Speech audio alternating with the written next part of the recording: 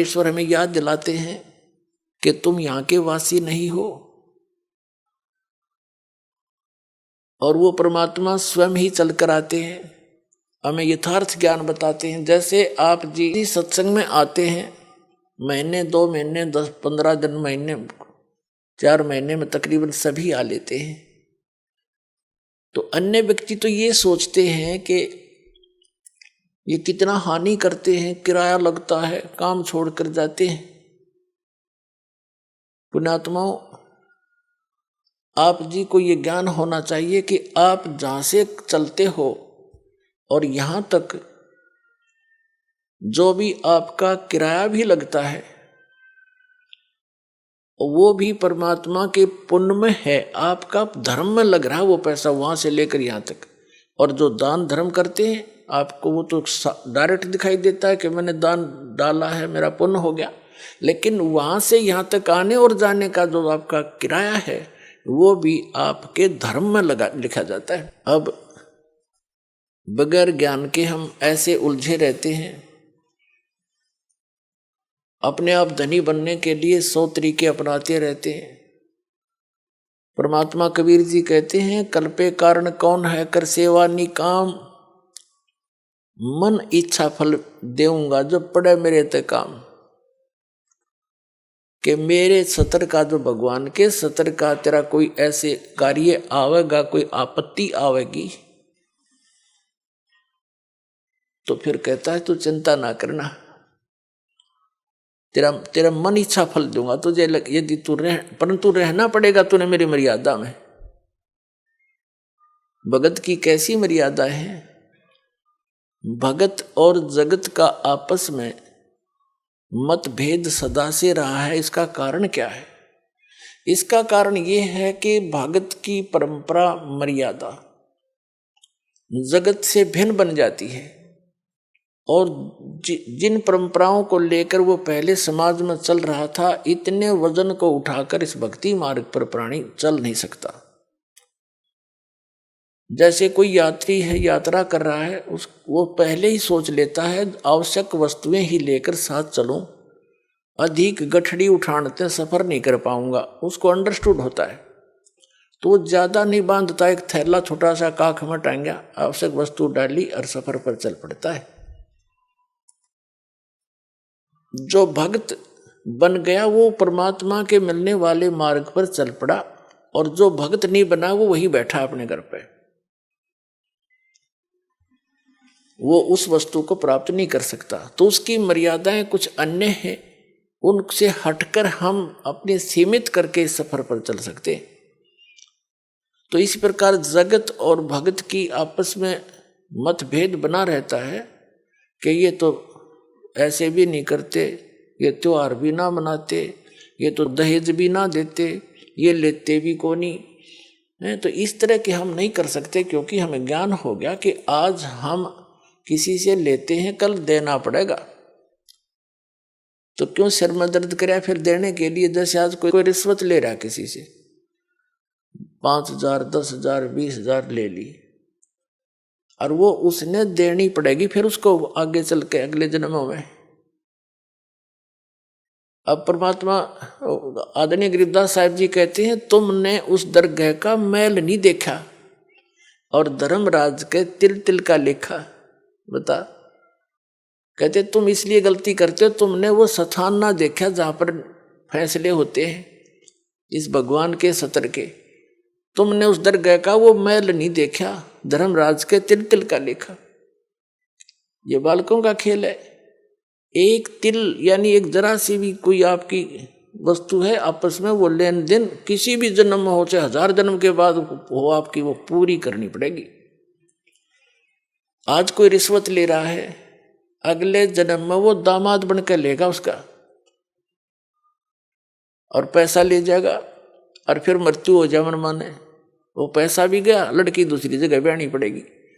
तो टूट गया कहर उसके ऊपर। हमारे सामने जितनी भी ये आपदाएं आती हैं, ये पिछले संस्कारों से हैं। सर नमस्कार। नमस्कार सर। सर क्या नाम है आपका? मेरा नाम सर रुपेश कामत है। रुपेश जी, कहाँ से आए आप? सर वैसे तो हम बैकग्राउंड मेरा पटना बिहार से होता है, ग्राम पोस्ट भीमपुर, जिला सुपौल बिहार से, पर मैं काफ़ी टाइम से बठिंडा पंजाब में रहता हूँ सर। लेकिन बात करें यदि बदलाव की, तो आपके जीवन में संत रामपाल जी महाराज जी से नाम दीक्षा लेने के बाद क्या क्या बदलाव आए हैं जो पहले कभी नहीं आए? सर ये भी बहुत कठिन सवाल आपने पूछा है। ज़िंदगी में मैंने तो कहते हैं बदलाव, यहाँ पे तो रोटी कपड़ा मकान, ये 3 चीज़ों को ही सबसे उत्कृष्ट मान रखे हैं इंसान। लेकिन इन रोटी कपड़ा मकान के पीछे भी बहुत बड़ी राज छुपी होती है। होता क्या है कि मैं बहुत पैसा कमाता था पहले, इतना पैसा कमा के सुख और सुकून की ज़िंदगी मैंने कभी नहीं जीता था, क्योंकि शाम मेरा निकलता था बियर बार में, कहीं हेवन में या 3 स्टार में। मैंने कभी अच्छा टाइम नहीं देखा शाम के टाइम में। रात को मैं लड़ ही जाना या किसी को गाली गलौज कर देना, उल्टा अभट शब्द का प्रयोग करना, तो वो चीज़ नहीं। अब जो सुकून मुझे मिला है, अब जो मैं व्याख्या करूं तो शायद बहुत, जितना कर दूं उतना कम है। संत रामपाल जी महाराज के अनुयायी ये कहते हैं कि संत रामपाल जी महाराज जेल में बेशक है, जो भी उनसे नाम दीक्षा लेता है उनको लाभ मिलते हैं। क्या आप इन बातों पर विश्वास रखते हैं? बिल्कुल जी, बिलीव करने वाली बात है। संत रामपाल जी महाराज जेल में है, आप कहते हैं कि क्या उसको फल या फ़ायदा मिलता है? हम तो कहते हैं संत रामपाल जी महाराज मेरे सामने हैं। आज अगर मैं आपके सामने हूँ, आपसे बात कर रहा हूँ, तो मुझे दिखता है कैमरे के पीछे संत रामपाल जी महाराज। अच्छा, आप एक बात बताइए, संत रामपाल जी महाराज जी से आप लोग जुड़े हुए हैं, संत रामपाल जी महाराज जी के बारे में और उनके शिष्यों के बारे में एक बात ये भी निकल के आती है कि संत रामपाल जी महाराज जी के जो शिष्य हैं वो शिक्षित नहीं है, लेकिन आप एक सिविल इंजीनियर है। आप इन आरोपों के बारे में क्या कहना चाहेंगे? क्या ज़्यादातर लोग शिक्षित नहीं है, इस कारण से जो संत रामपाल जी महाराज जी के जो अनुयायियों की संख्या है वो लगातार बढ़ रही है? देखिए सर, होता क्या है कि कहते अधजल गगरी छलकत जाए, थोड़ा पढ़ा और थोड़ा अनपढ़। कि हमने भी सुना है, हम जब दिल्ली से एक बार आ रहे थे तो कुछ पुलिस वाले हमें जिंद में मिल गया था और आपस में सिगरेट पी रहे थे। हमने बोला कि सर सिगरेट पीना गुनाह है। तो मुझे बोला कि क्या तुम संत रामपाल जी का शिष्य है के, संत रामपाल का चेला है के? और मैंने अस्पष्ट बोला था कि जी हम संत रामपाल जी के चेला हैं, इसलिए तो हम नहीं पीते हैं ये, और कानून का उल्लंघन हम नहीं करते। आप ट्रेन में बैठ के एक कानून का रखवाला हो के आप सिगरेट पी रहे हो, तो उसने मुझे गाली गलौज भी करा था और डांटा भी था। पर मैंने जब संत रामपाल जी का बताया हुआ मार्ग समझाया और ज्ञान जो मेरे अंदर जितना मैंने सीखा जब बताया, तो उसने ज़रूर कहीं न कहीं सोचा और सिर नीचे करके नीचे उतर गए सर। और उसने जो गाली दिया उसके लिए क्षमा भी मांगा था, पर हमने उसको उल्टा जवाब नहीं दिया था और गाली गलौज हमने नहीं करा था, चूँकि हमने संत रामपाल जी के बताए हुए उस बात को बताया था कि संत रामपाल जी ये सिखाते हैं, क्या संत रामपाल जी का शिष्य होना गुनाह है?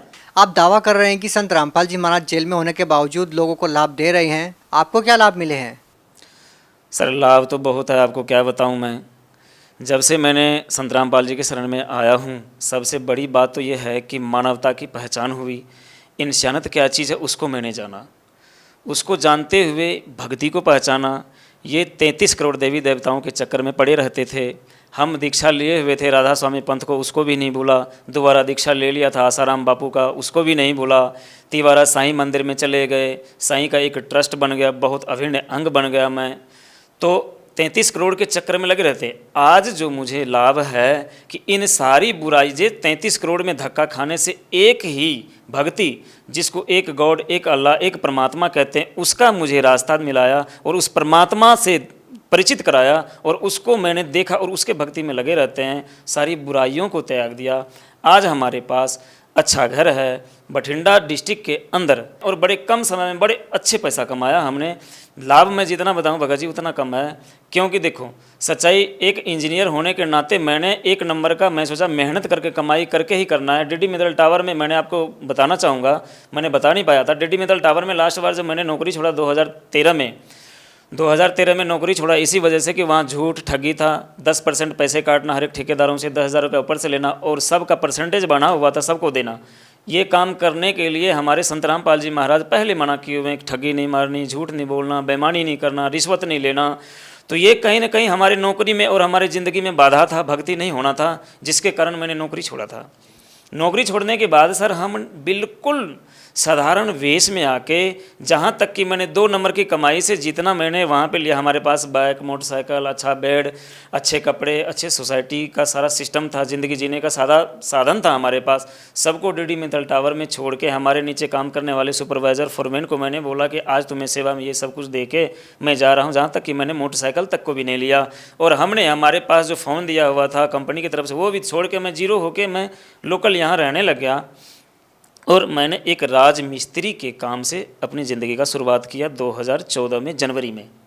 आज भगत जी 2019 में हमने इतना तरक्की करा कि आज बठिंडा डिस्ट्रिक्ट में सबका नज़र मेरे ऊपर गड़ा रहता है। लगभग मैंने करोड़ों रुपया कमाया है। और कमाया कैसे? झूठ बोल के नहीं, ठगी मार के नहीं, बेईमानी करके नहीं, हेरा फेर करके नहीं।